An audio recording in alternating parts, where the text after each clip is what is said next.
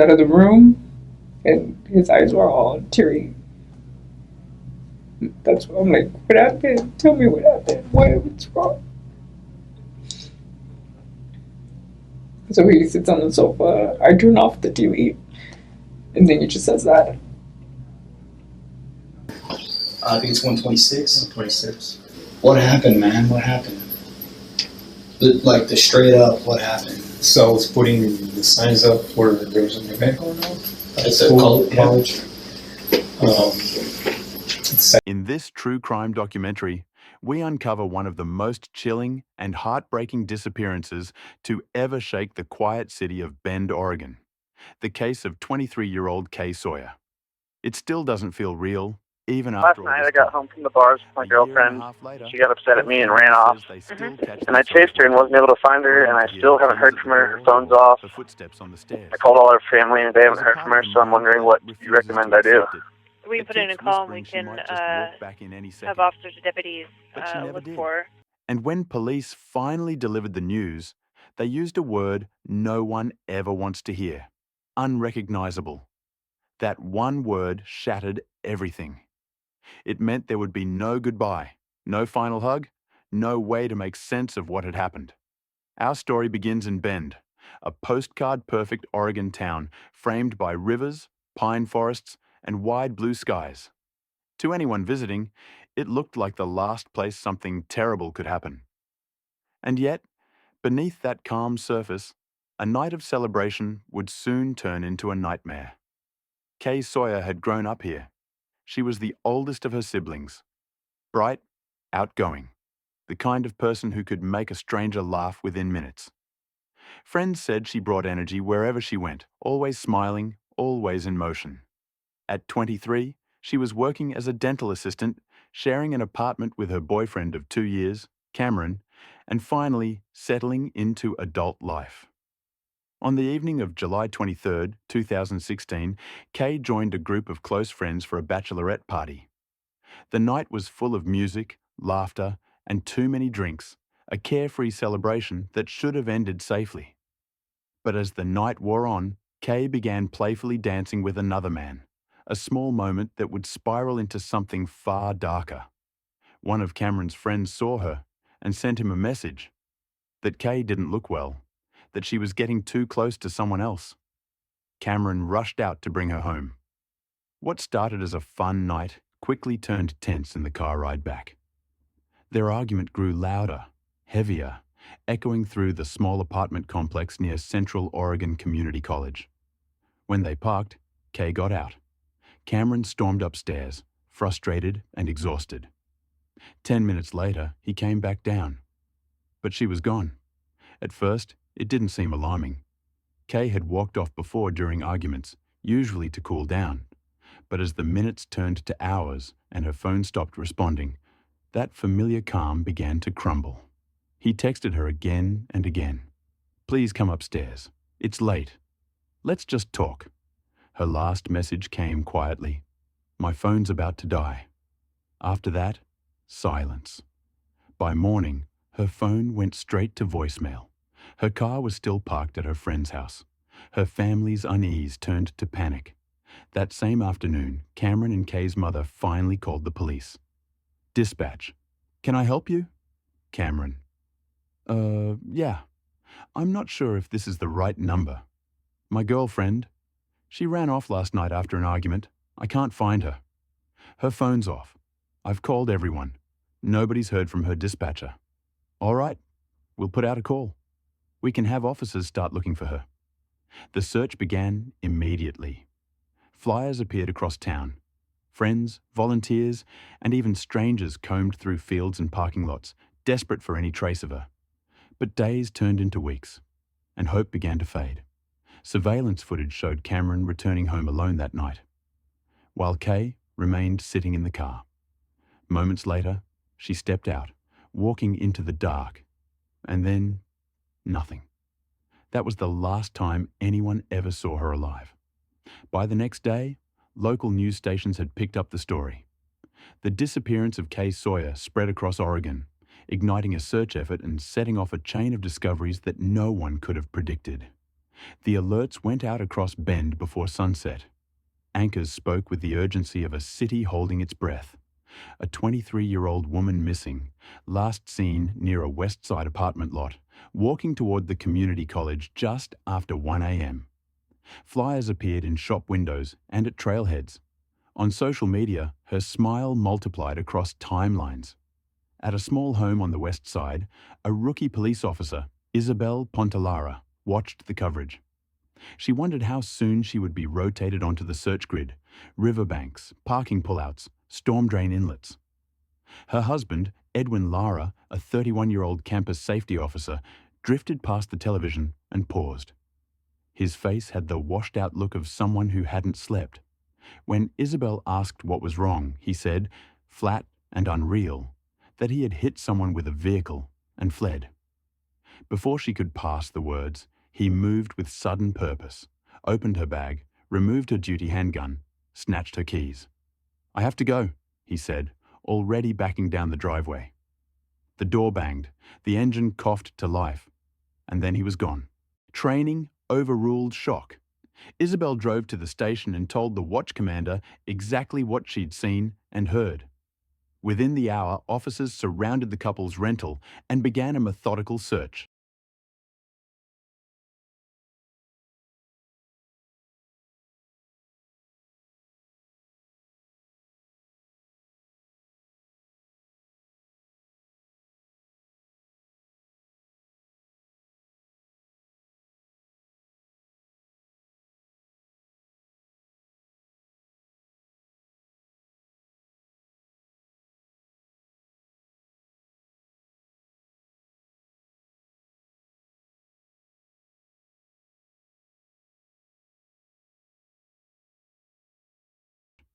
In a backyard shed, they found a white trash bag, high-heeled shoes, a purse, a stone streaked with brown stains, and a clump of hair matted to fabric.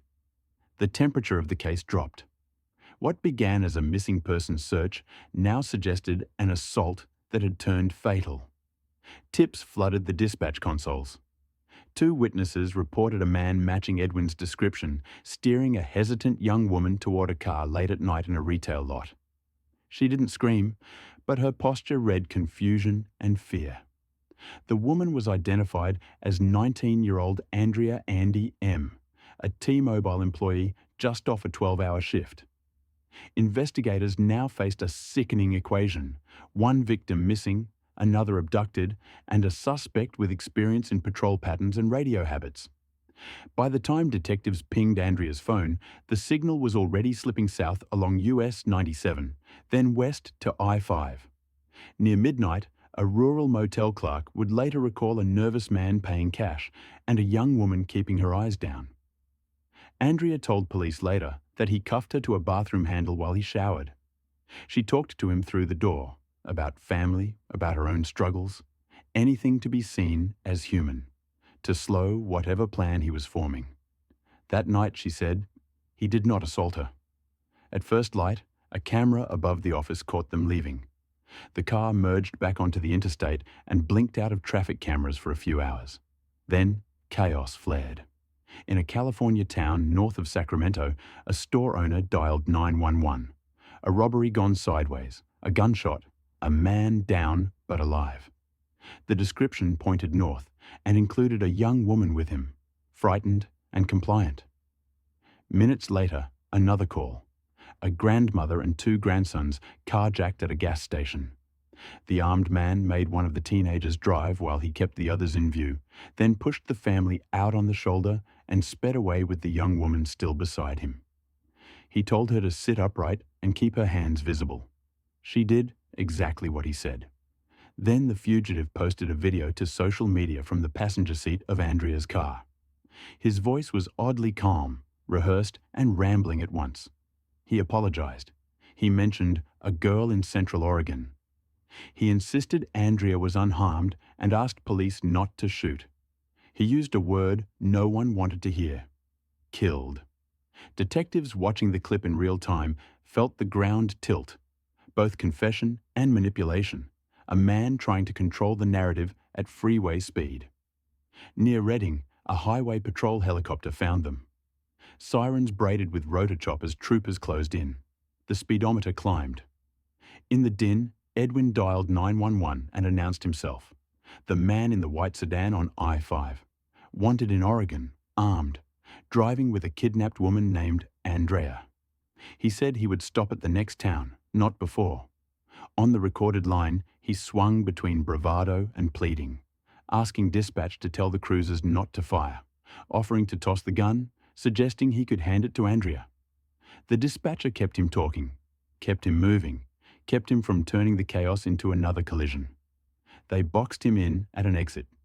Doors opened, hands rose, and the standoff ended without a shot. Andrea stepped away from the car, shaking, but alive. Edwin Lara went to the ground, cuffed and silent. Relief washed through 2 states, then receded as fast as it came. A suspect in custody was only a beginning. Detectives exhaled, looked toward Bend. The search would intensify overnight. Kay was still missing. In an interview room, fluorescent lights hummed and a recorder blinked. Detectives from Oregon sat across from Edwin and began with the only question that mattered to a family. Where is Kay? The sergeant's voice stayed even. The questions were short. Edwin asked to tell the story. He described a late-night turn, a figure in dark clothing, a bump, panic. His language softened cause and blurred intent. The interrogator pressed. He listed the choices that followed: the phone taken, the purse demanded, the drive to another location. He said what those steps mean. You kept her from calling for help. You kept her from identifying you. You chose to silence her. Edwin did not raise his voice. He traced a route from memory, highways, a pullout, off Highway 126, a stand of trees, and sketched it on a map. Then the legal floor shifted. Edwin had asked for a lawyer when California troopers stopped him. That invocation meant much of his statement could not be used in court.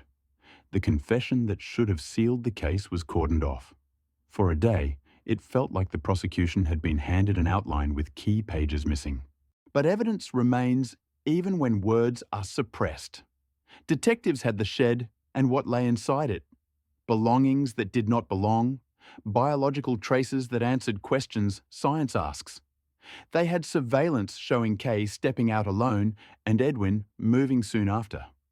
They had Andrea's account of hours in a car with a man unraveling, and a string of crimes along the corridor that matched his gun, his voice, his movements.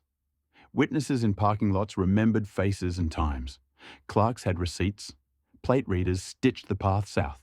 Convenience cameras caught entries and exits. ATM logs marked attempts that fit the clock. Cell records pinned Andrea's phone to the same corridor as the fleeing car. Fuel purchases bridged the gaps between towns. The pattern was impossible to ignore. Another puzzle piece sat on the passenger seat of a car abandoned in Salem. A folded slip of paper with the number 18,700 written twice. No arrows, no inked X. Investigators read it as a breadcrumb tied to Highway 126. Search teams spread out to mileposts and pullouts where fur gives way to open ground. There, off the asphalt, they found her. No attempt at concealment, no disguise. Just a place where a life had been stopped and left. The medical examiner's report was clinical and unsparing. It documented blunt force injuries and asphyxial mechanisms. It recorded sexual assault without lingering on detail. The sequence was fixed as best as science could, giving prosecutors a spine for the case that did not rely on a contested statement. When detectives met with Kay's parents, they avoided euphemism. They answered what could be answered and did not fill the rest with easy words. Andrea's testimony helped the jury see risk beyond one night in Bend. She described the cuffs on a bathroom handle at a roadside motel, the bargaining at a gas station, the way he used her presence to hold police at bay. She told them about the social media video and the 911 call, the repeated lines. "Don't shoot, she's fine. I'm not that kind of guy." Jurors were asked to decide what kind of man the evidence showed when no one was listening but him. Charges arrived in layers: aggravated murder, kidnapping, unlawful use of a weapon, and related counts in 2 states. The defense pushed suppression issues. The court held hearings on what could be heard and what had to be ignored. The judge ruled. The calendar advanced. Benches filled with neighbours. Reporters refreshed feeds. Along the river, a small memorial kept gathering flowers and handwritten notes that bled in the rain and were pinned up again. There is no version of justice that repairs July 23rd, 2016. Sentencing can only write numbers on a calendar. It cannot run the clock in reverse. But truth has a role, and so does accountability. In the end, investigators rebuilt the night minute by minute. They walked jurors through the shed, the motel, the gas station, the note with its stubborn digits, the pull-out where the search line finally stopped. They let the photographs speak and then folded them away. Kay's name remained the last word. In court and on air, people said it the way you would hold a photograph. Carefully, with both hands. After the verdict, the district attorney said the case was never about a chase video. It was about a person who deserved to grow older in the place she called home. Outside, the river kept its patient course. Flyers came down from windows, but the habit of listening for her footsteps lingers in the people who loved her. So when did you get caught? I don't even know, Edwin said quietly. His voice came through the phone line, flat and tired. Right now, I feel like all my rights are being violated. I've asked for an attorney, but none has been given to me. Static hummed. The officer on the other end reminded him the call was being recorded. Edwin said he knew. He switched briefly into Spanish, speaking softly. I'm just talking to you, babe, he told his wife.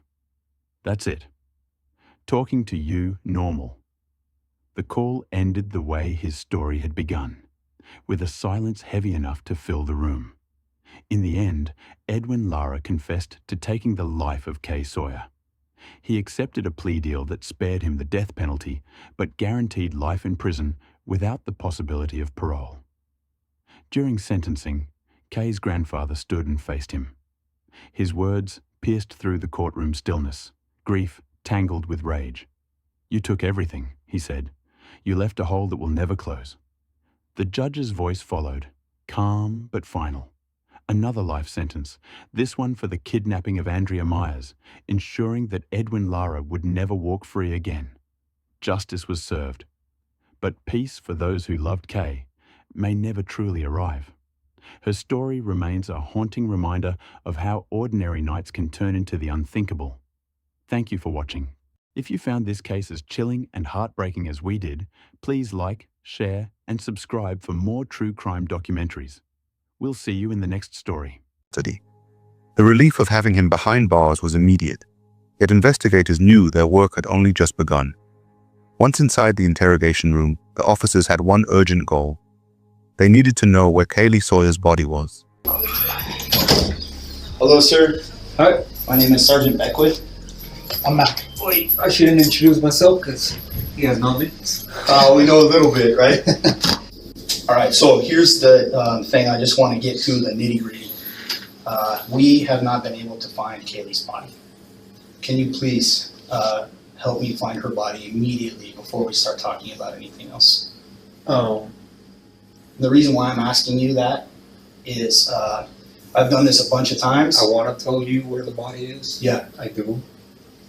But I want to get home first. Because I don't think you're a bad guy, right? I think that things have spun completely out of control, sir. Sir, am I right? Okay. And you know this, man. A man wants to do a map.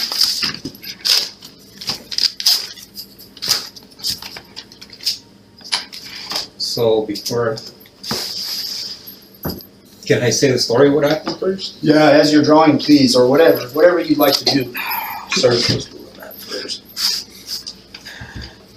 You want us to get you out of that stuff? Highway from here. Okay, but you asked if we can get him out of this stuff so we can The highway from Redmond to Salem, that's 120, right? So I was gonna turn south on the do not enter area there.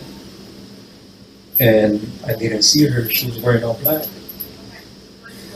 So I was in a hurry, so it was my fault. And I wasn't expecting anybody, at that time of night, so I just turned and And I mean, I didn't hit her that hard. I just bumped her with the patrol car, bumped her with the front rack. And she fell down. And at first I thought, first thing I was, I killed her, but I didn't hit her that hard. So I got off the car and she was really drunk. And then she looks at me and then she started screaming. She started screaming Yeah. or you did? She did.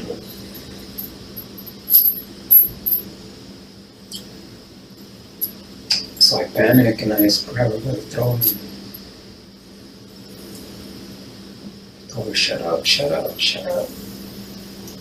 So she passed out. I put her on the back of the patrol car, drove her up the B12 lot, and then I was panicking, I didn't know what to do.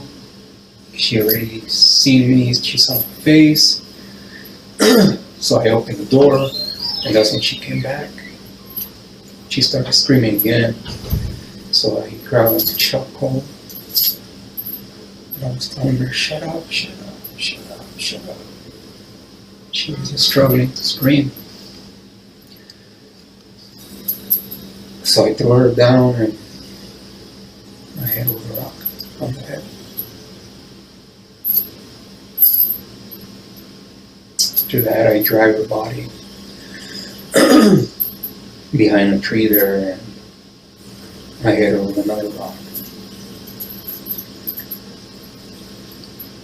And that's when I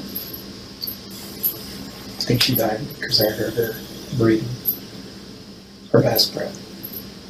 So a couple things you need to understand, and we're finally getting to the real problem here, we really are, is you knew she was never getting out the car the moment you shut that door.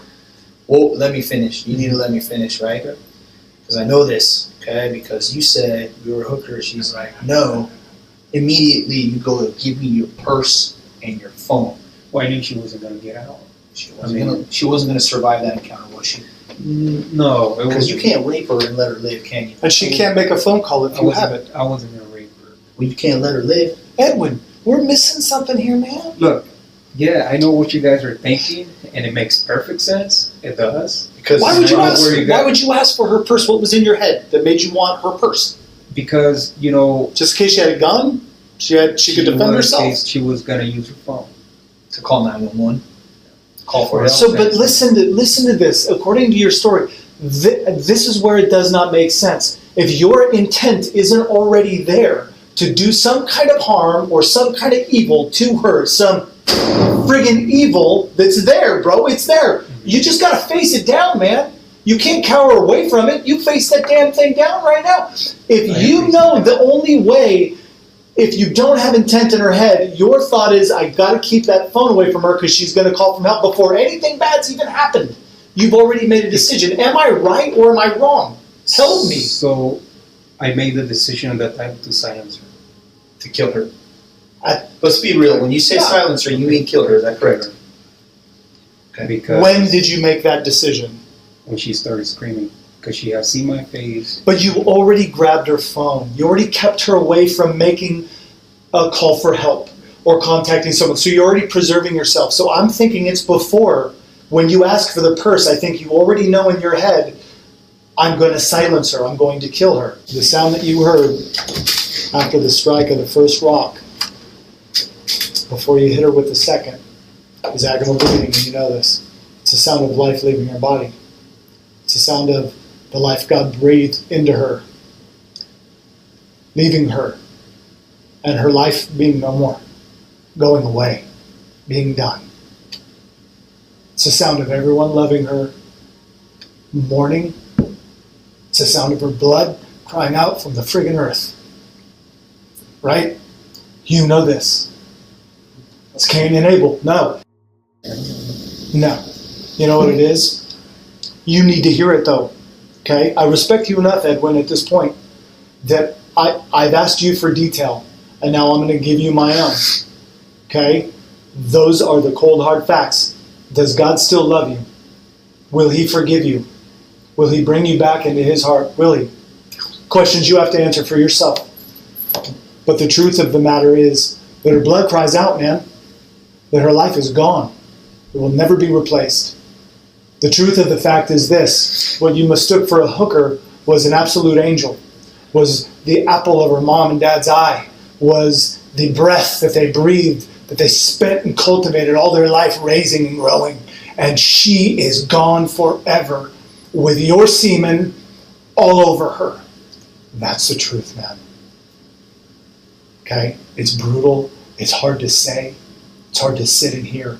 But you got to face it before you can look your God in the eye and ask for that forgiveness and be able to receive it. I think all throughout my life, I have struggled with somehow the urge to kill. Is this addressed to Dad? Yeah, the last one is for suicide. Okay. I think it would play pretty well on recording if we read this out loud. It might show some of your emotion. Might show. Want me to read it? I would love you to read it. Thank you, sir.